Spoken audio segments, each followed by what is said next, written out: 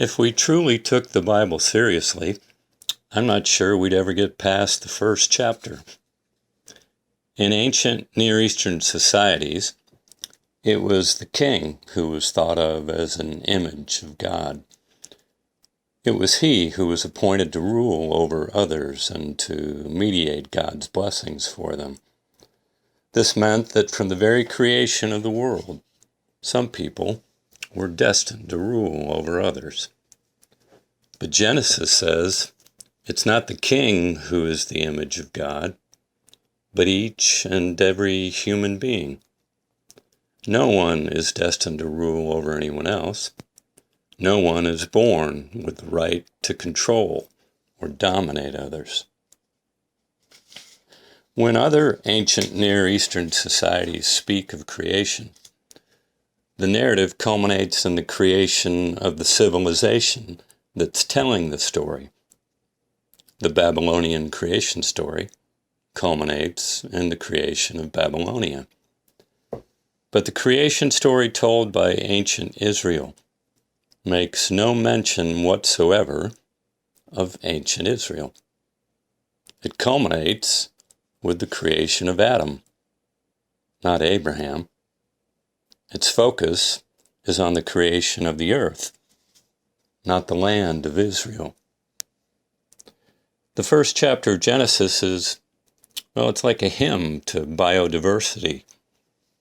God creates fruit-bearing trees of every kind and vegetation of every kind.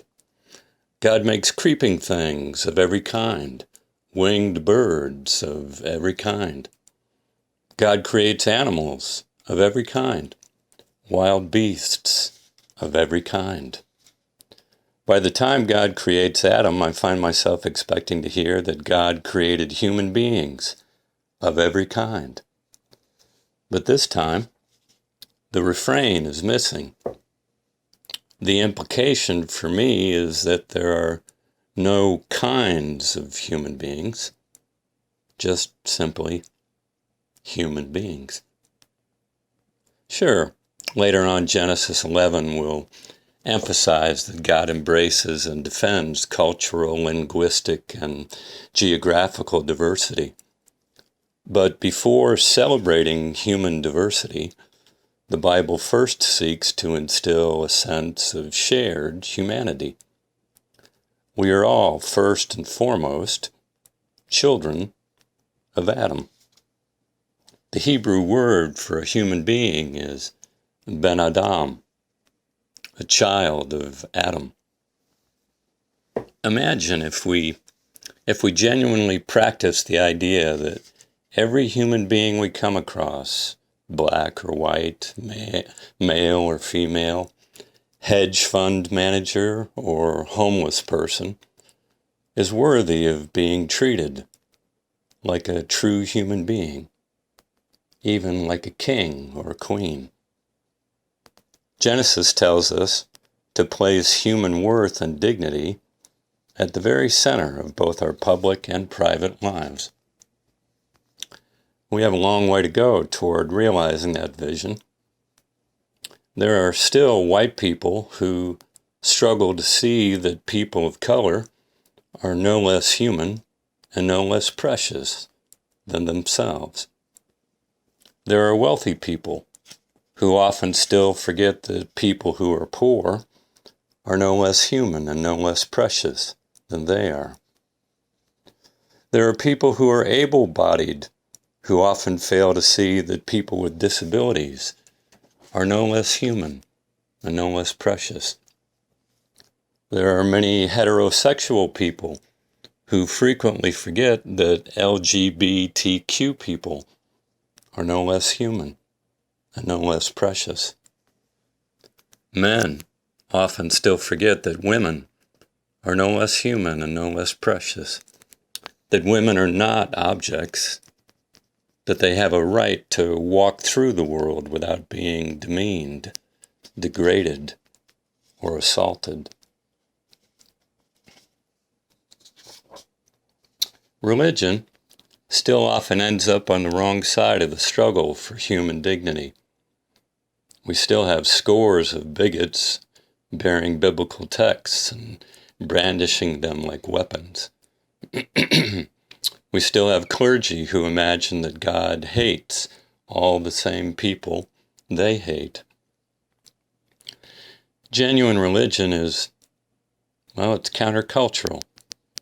It rebels against any and all assaults on human beings and their dignity. To serve God authentically, we are often required to speak painful truths to political leaders, and we're often obligated to dissent from corrupt religious leaders. In the ancient world, it was the king who was responsible for protecting and defending the poor, the widow, the orphan. The king was accountable for their well-being. But Genesis says, we are the royalty. We're the royalty. We're all responsible for the fate of the vulnerable and the downtrodden, because we all share the same humanity. Genesis says it's not just the political leaders who bear the responsibility. We all do. We're not living in the best of times right now. What's being uncovered is centuries-old injustice, and the pain spilling into our streets is too deep for words. COVID-19 continues to devastate our planet. All over the world, catastrophic headlines darken our days.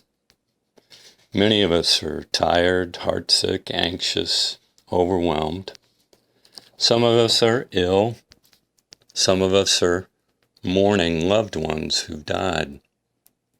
Some of us are facing economic uncertainty or ruin. Some of us are devastated by the divisions and inequalities that infect our communities. Some of us are angry about what's happening in our national politics. Some of us are barely hanging on to belief in one God.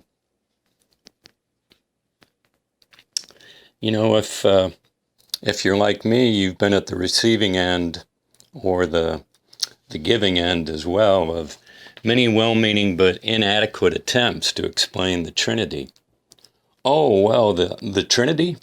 The Trinity's sort of like water. You know, liquid, vapor, and ice. 3 phases, one entity. The Trinity's like that. Or think of a tree, the roots, the trunk, the branches. 3 parts, one tree. Or an egg, the shell, the egg white, and the yolk. Or St. Patrick's shamrock, 3 petals, 1 clover. Or John Wesley's example of 3 candles in a room, but 1 light by which to read. Why should we care? So what? Well, one thing the Trinity does is teach us a little humility. One thing the Trinity does by its very complexity is to teach us that the truth of God will always exceed us. The truth of God will always be more than our tiny, overwhelmed minds can bear. The truth of God will always confront, convict, and remake us, even as it soothes and affirms us. This is a good thing. It's good and right and necessary to remember that we are created in God's image. We are not at liberty to reshape God into ours. When it comes to comprehending God, we are totally dependent on what God reveals to us. Okay, but then what? Well, maybe the Trinity matters right now because what we believe about the nature of God is a matter of life and death. How can we know who we are, what we were made for, who we should be to each other, unless we know who God is? If the desire and delight of God is that we live into the fullness of God's image, then we might just help ourselves by considering what that really means in all of its fullness and complexity. Franciscan priest Richard Rohr writes, "Don't start with the one and try to make it into three. Start with the three and see that this is the deepest nature of the one. Start with the three and see that this is the deepest nature of the one." If God is triune, God does not exist in stasis. God is fluid. God moves. Or, like Rohr says, God flows, and God is flow. God dances, and God is dance. We worship a God who is always on the move, always spilling over, always organic, always a surprise. Human beings don't like change. We're often reluctant to embrace what is new, unfamiliar, and uncomfortable. But if God's nature is flow and movement and dance, then we need to find the courage to enter into that same flow, movement, and dance. We have to be willing to evolve. If God exists in three persons, then each person has his or her own way of embodying and expressing goodness, beauty, love, and justice. Rohr says that the Trinity affirms that. Goodness isn't sameness. Goodness, to be goodness, needs contrast and tension. If God can incarnate goodness through contrast and tension, then it's worth asking why we can't or won't. Why do we fear difference so much when difference lies at the very heart of God's nature? Now stop this portion and go to the second half of the meditation.